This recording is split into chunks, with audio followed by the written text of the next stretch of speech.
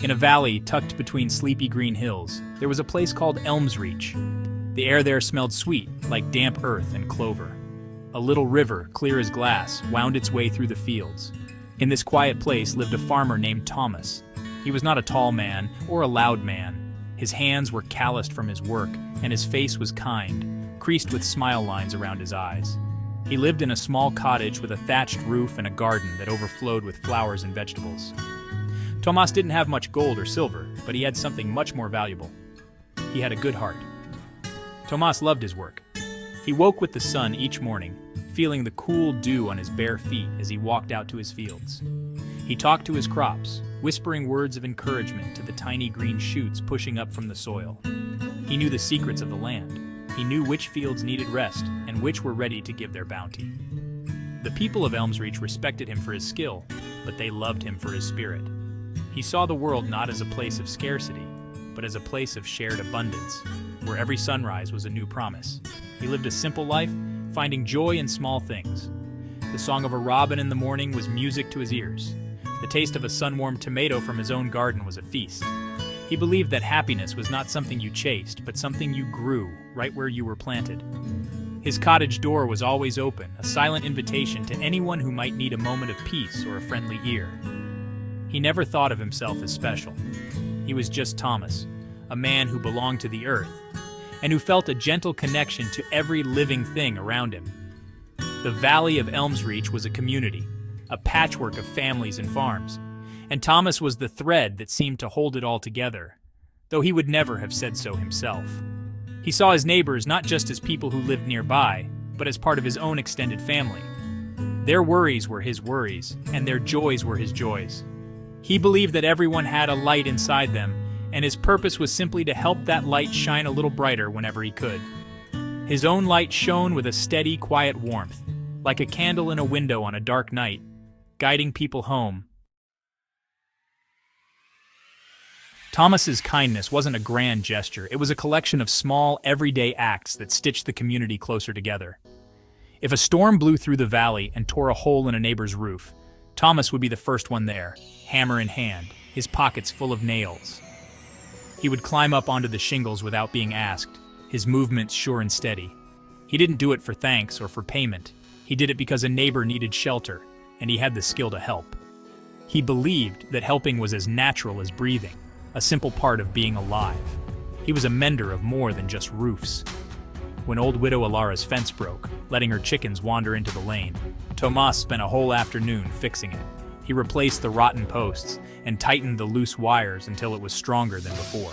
He even carved a little bird into the new gate post, just to make her smile. For the baker, whose cart lost a wheel on the bumpy road to the market, Tomas was there to lift and repair. He never kept a tally of his good deeds. Each one was a gift, given freely from his heart, and then forgotten, making room for the next one. His garden was a source of constant giving. He always planted more than he needed, knowing there would be mouths to feed besides his own. When a traveling family passed through Elmsreach, weary and hungry, Tomas would invite them to his table. He would give them fresh bread, warm soup, and a place to rest their tired feet. He listened to their stories, sharing in their journey for a little while. He gave them food for the road, asking for nothing in return. To Tomas, a stranger was just a friend he hadn't met yet, a person who deserved the same compassion as anyone else. The children of the village adored him. They would follow him like a flock of small ducklings as he did his chores. He always had time for them. He would show them how to coax a seed into a sprout, or how to tell which clouds promised rain. He taught them that a strong back was useful, but a kind heart was essential. He would tell them stories not of great warriors or powerful kings, but of helpful animals and generous trees. Through his simple actions, Tomas showed everyone in Elmsreach that the truest wealth was the kindness you shared with others. One year, the sky forgot how to cry. The summer sun, which usually ripened the crops with its gentle warmth, turned into a harsh, glaring eye. Day after day, it beat down on the valley of Elmsreach, baking the soil into a cracked, dusty plate. The little river shrank, becoming a thin, muddy trickle that could barely quench the thirst of the birds. A deep and terrible drought settled over the land, and with it came a creeping sense of fear. The world, once so green and full of life, was turning brown and brittle right before their eyes. The fields, usually heavy with wheat and corn, stood empty and barren. The stalks that did grow were stunted and pale, their leaves withered and curled. The farmers of Elmsreach looked to the cloudless sky with worried faces, their hopes dwindling with each passing day. The village well grew lower and lower, and the water they drew from it was precious. Fear began to take root in people's hearts, a weed more stubborn than any that grew in the fields. It made them suspicious and short-tempered with one another, their usual friendliness replaced by guarded silence. As the weeks turned into months, hunger began to whisper through the village. The grain stores, meant to last through the winter, were being used up far too quickly. Families started to hoard what little they had, hiding their food from their neighbors. Arguments broke out in the village square, voices sharp with panic. People who had been friends for a lifetime now looked at each other with distrust. The shared spirit of Elmsreach was drying up, just like the river. The community was fraying, its threads pulled apart by desperation and uncertainty. Tomas felt the same fear as everyone else. His own fields were just as parched, his own stores just as low. He watched the faces of his neighbors grow thin and anxious, and a deep sadness settled in his heart. He saw how the drought was not only starving their bodies, but also their spirits. The kindness that had once flowed so freely through the valley was gone, replaced by a desperate need for survival. He knew that if something didn't change, the village of Elmsreach would crumble into dust, just like the scorched earth beneath their feet. While others locked their doors and guarded their pantries, Tomas did something different. He looked at his own dwindling supply of grain, the last bit of food he had to see him through the hard times. He saw the worn leather bag, not full enough, and felt the gnawing hunger in his own stomach. But then he thought of the Miller family, with their 3 small children, whose laughter had grown quiet. He thought of old Finn, who was too frail to work his own land. He knew in his heart that he could not eat his bread while his neighbors had none. His conscience simply would not allow it. With a steady hand, he opened his pantry. He took out his last sack of grain, the one he had saved for himself. He didn't hesitate. He walked to the center of the village where people were gathered, their faces etched with worry and suspicion. He placed the sack on the ground for all to see. "This is what I have left," he said, his voice calm and clear. "It is not much, but it is for all of us. We have shared good harvests together. We must now share our hardship together. A single grain cannot make a loaf, but many grains together can feed a village." His words hung in the still, hot air. At first, the villagers just stared, confused by his action. Hoarding was what made sense. Sharing seemed foolish, a quick path to starvation for everyone. But then they looked at Tomas's honest face, and they saw no pride or judgment, only a deep and genuine compassion. They remembered all the times he had helped them, all the fences he had mended and roofs he had fixed. They remembered the kindness he had always shown, without ever asking for anything. His simple act of trust was a powerful thing. Slowly, one by one, something shifted in the crowd. A woman, clutching a small bag of dried apples, stepped forward and placed it next to Tomas's grain. Then a man came and added a handful of potatoes. Soon, others followed. They brought out the food they had hidden away, their small hoarded treasures. A jar of honey, a string of onions, a small wheel of cheese. The pile in the center of the square grew, a monument to their renewed faith in each other. They were no longer just hungry individuals. They were a community again, united by a farmer's simple, selfless act. The drought eventually broke. The heavens opened up, and gentle rain fell upon the thirsty land of Elmsreach. The river swelled, and the fields drank deeply, turning from brown to a hopeful shade of green.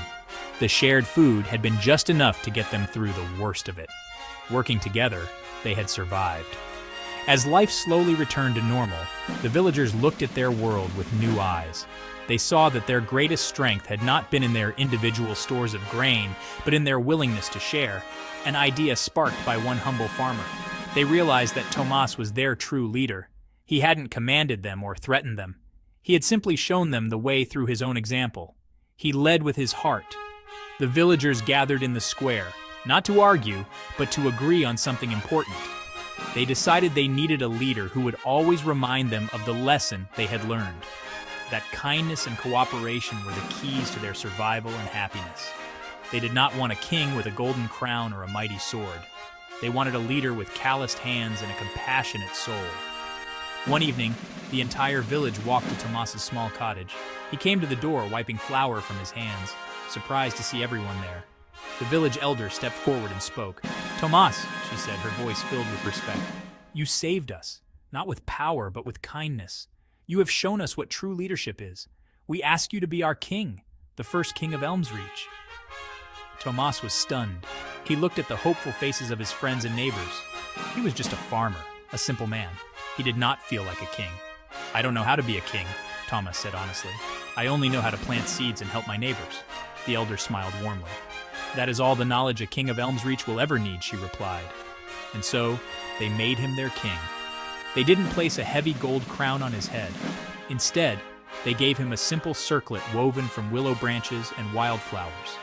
He didn't sit on a throne of stone, but on a sturdy wooden chair in the village square, where anyone could come and speak with him. He was not a ruler who commanded, but a leader who listened. King Tomas ruled Elmsreach just as he had lived his whole life, with gentle fairness and an open heart. He didn't move into a grand castle.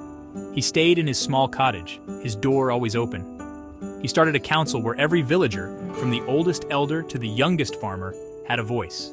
They made decisions together, ensuring that everyone was heard and cared for. His first decree was simple. A large storehouse would be built, and every harvest, each family would contribute a small share so that no one in Elmsreach would ever go hungry again.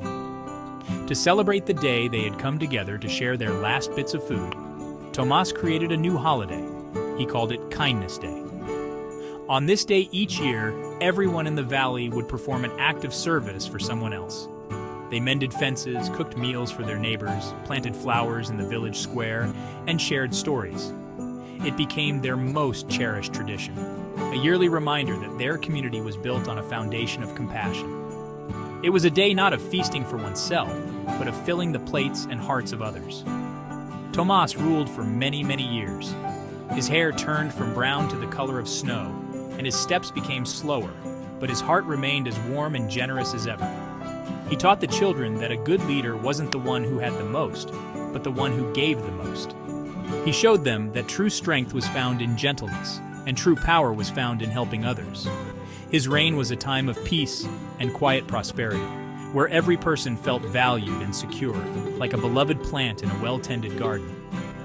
When he grew very old, he gathered the people of Elmsreach one last time. "When you choose the next to lead," he said, his voice a soft whisper, "do not look for wealth or for might. Look for a good heart. Look for hands that are willing to help. Choose a leader who knows how to listen." After he was gone, the people never forgot his words.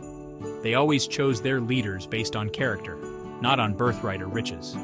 And for all the generations that followed, every leader of Elmsreach, no matter their name, was given the same honored title, the Farmer King.